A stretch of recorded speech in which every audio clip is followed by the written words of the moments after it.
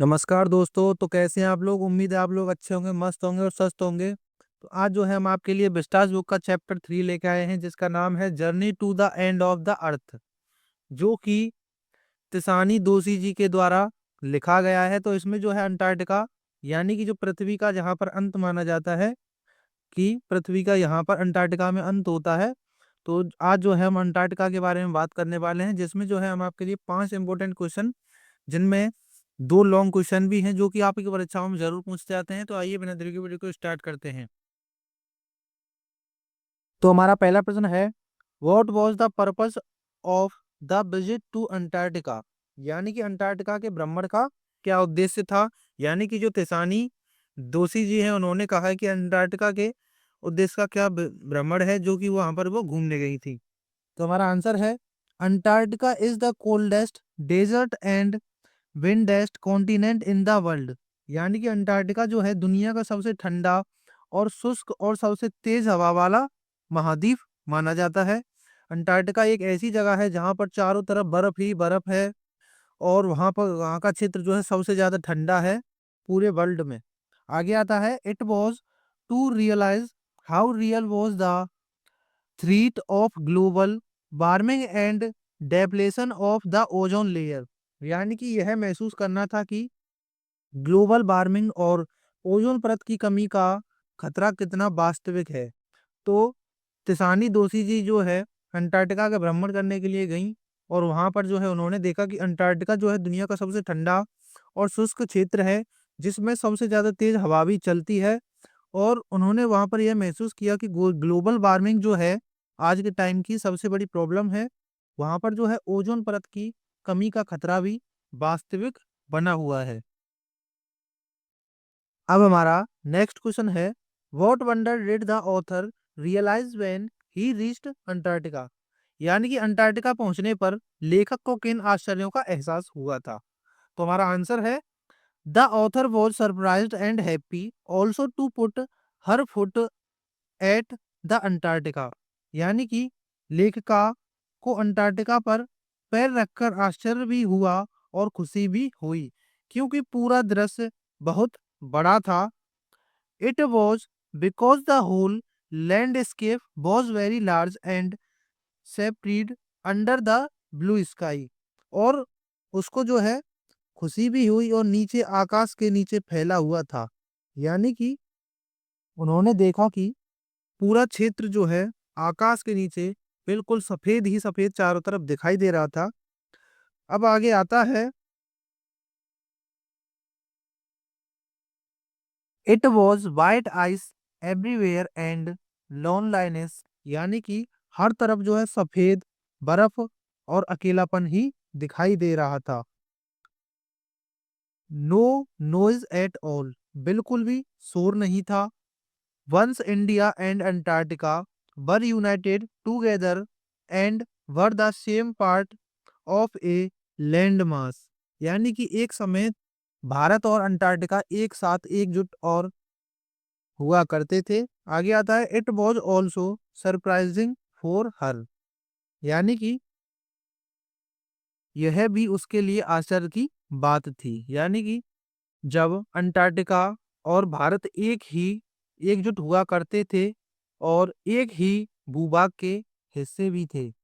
तो अंटार्कटिका जो है इंडिया, यानी कि जो हमारी इंडिया आई है वो अंटार्कटिका से ही होकर आई है, क्योंकि वहां पर एक लैंड थी जिसे हम गोंडवाना लैंड के नाम से भी जानते हैं।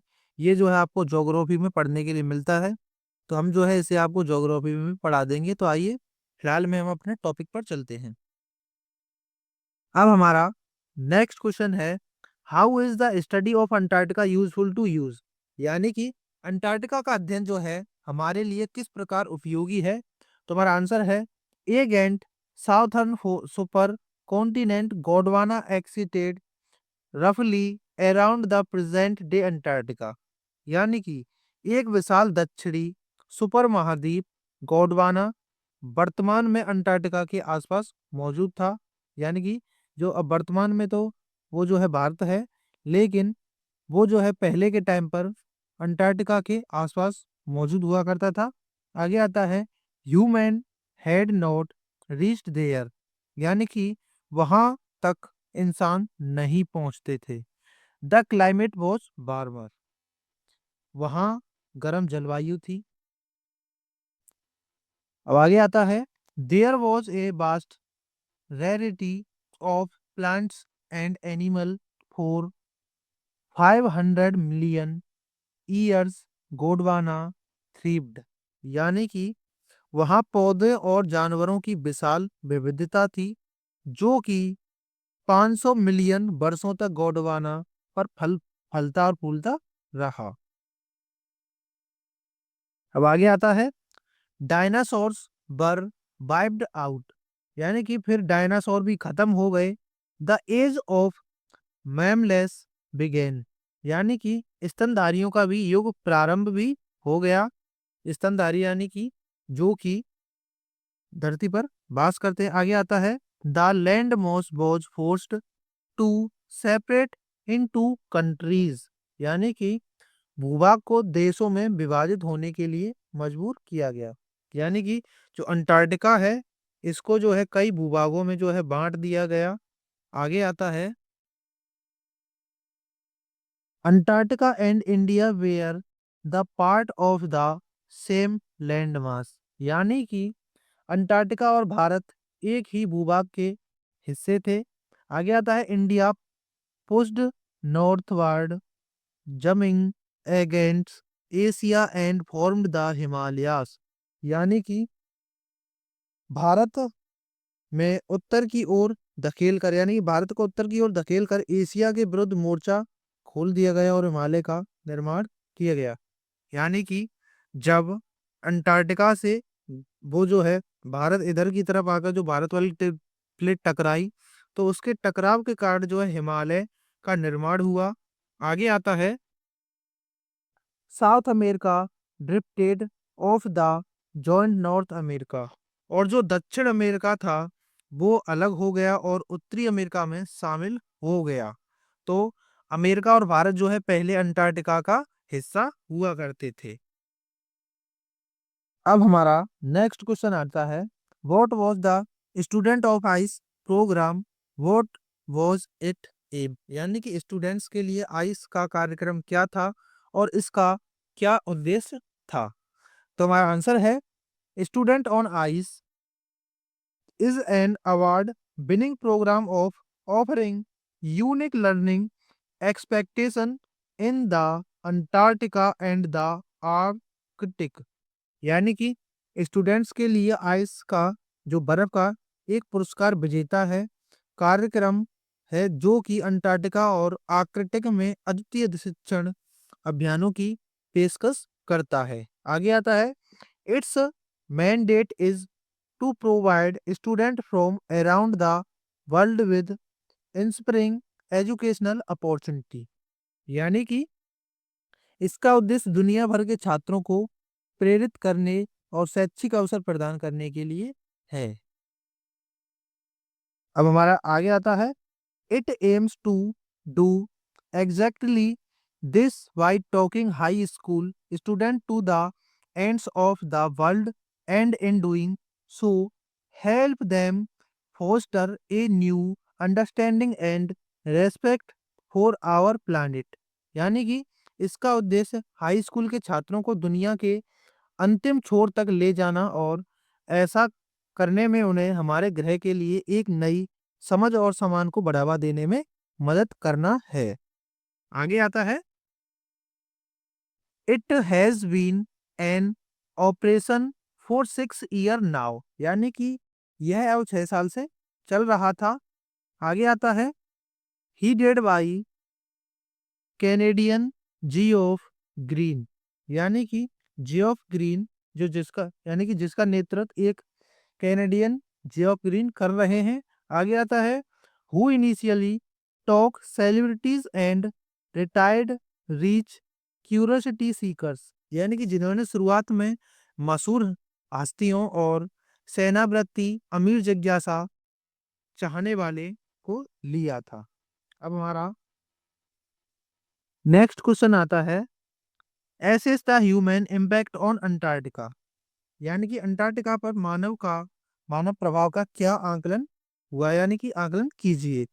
तो इसमें हमारा आंसर है Antarctica is a perfect place to study how little change in the environment can have big repercussion as far as Antarctica is concerned.